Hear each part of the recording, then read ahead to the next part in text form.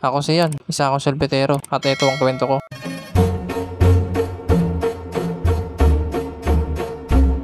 Lalabas ko na nga itong karo ko at tinabi ko muna dito. At ito ngayong panahon ngayon, sobrang init. Sobrang init talaga ng panahon ngayon. Kinuha ko na ngayong basahan ko at pinunasan ko na itong karo ko. Ngayon nga lang ulit ako mag-vlog habang nagtitinda. Halos kalahating buwan nga ako hindi nag-vlog habang nagtitinda. Kaya namimiss na ako ng mga followers ko sa lakuan. Kasi ilang araw na daw ako hindi nag-vlog. Ito kasi na nakaraan, naging busy ako. Nag-focus muna kasi ako sa anak ko sa pag-aaral niya. Kaya bihira lang ako mag-vlog. Kaya ngayon lang ako gagawa ng ice cream vlog. Natapos ko na linisin itong karo ko. Kaya niligo ko na. Yung niligo ko na, tinula ko na. Palabas na nga ako na iskinita namin. At ito nga, nandito na ako sa kalsada namin. Isang panibagong araw na naman yata sa buhay ko. Kaya tara, samahan niyo ako.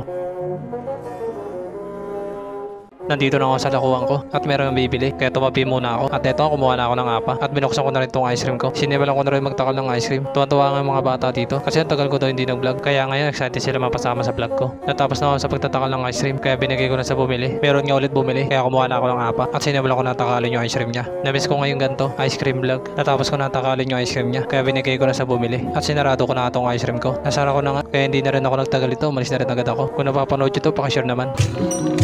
Namiss nila ako mag-vlog kasi tagal ko rin hindi nag-vlog Siguro makakalahating buwan.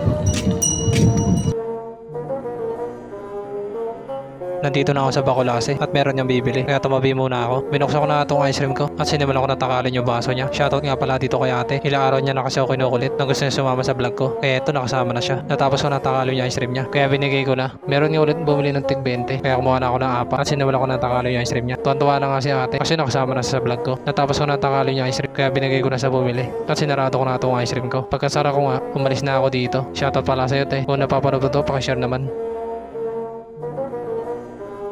Nandito na ako sa Davila at meron ng bibili. Kaya tumabi muna ako. Binuksan ko na itong ice cream ko at kumuha na ako ng apa. Sinimulan ko na magtakal ng ice cream. Shoutout kay Charles! Shoutout kay Ardi! Natapos ko na takalin yung ice cream niya. Kaya binigay ko na sa bumili. Kasi yan! Isa akong sorbetero! Kaya tara, samahan niyo ako. Pagkatapos nga niya mag-intro, umalis na ako. Shoutout pala sa inyo. Kung napapanood nyo to, pakishare naman. Nandito na ako sa Pidibera at meron niyang bibili. Kaya tumabi na ako at kinuha ko na yung bayad nila. Nakuha ko na yung bayad nila. Kaya binuksan ko na itong ice cream ko at kumuha na ako ng apa. At sinimulan ko na takalin yung ice cream nila.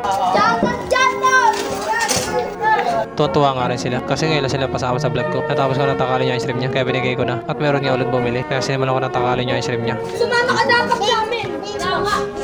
Masaya nga ako kasi napapasaya ko sila. Natapos ko na takalin yung ice cream niya. Kaya binigay ko na sa bumili. At sinarado ko na itong ice cream ko. Nasarado ko na nga kaya nagpaalam na ako sa kanila. Shoutout pala sa inyo. Kung napapanood nyo to, pakishare naman.